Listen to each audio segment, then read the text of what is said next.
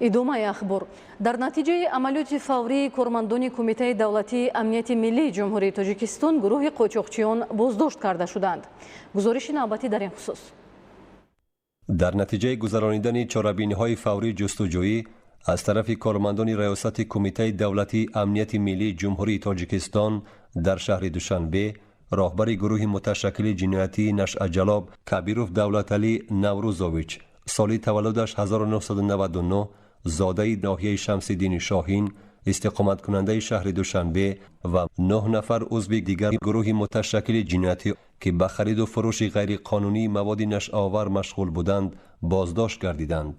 дар рафти чорабиниҳои тафтишотӣ муайян гардид ки Кабиров Давлаталӣ Наврӯзович моҳҳои май ва июни соли 2021 дар ҳудуди деҳаи назди сарҳадии Хирманҷои ноҳияи Шамсиддини Шоҳин аз шаҳрванди ҷумҳурии исломии Афғонистон бо номи Адилшо тахминан 40-45 сола 12 килограмм маводи мухаддири нави ҳашишро дастрас намуда ба шаҳри Душанбе интиқол додааст.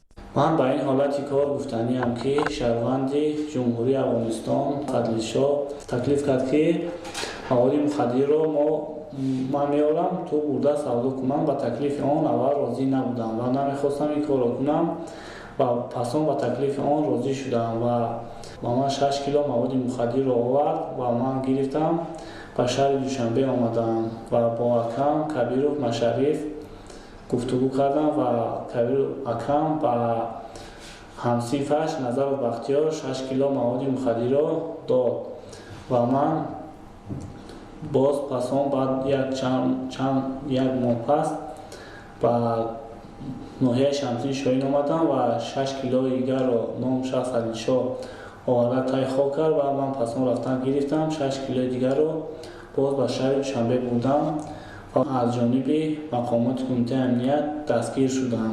Кабиров Давлаталӣ 5 килограмм маводи нашъоварро дар минтақаи кӯли Душанбе ба Қурбонов Шавқатулло Қурбонмуродович, соли таваллудаш 1983, зода ва истиқоматкунандаи шаҳри Ҳисор ба маблағи 9000 сомонӣ фурӯхтааст. ҳангоми аз назаргузаронии манзили истиқоматии Кабиров Давлаталӣ Наврӯзович 8 килограмм маводи мухаддири нави ҳашиш дарёфт ва мусодира карда шуд. нисбат ба аъзои гурӯҳи муташаккили ҷиноятии Нашъаҷалоб бо дастрасии моддаҳои 200 қисми 3 бандҳои В ва Г, қисми 4 банди Д ва 347 қисми 1 кодекси ҷиноятии ҷумҳурии Тоҷикистон парвандаи ҷиноятӣ оғоз карда шуда тафтишоти пешакӣ идома дорад.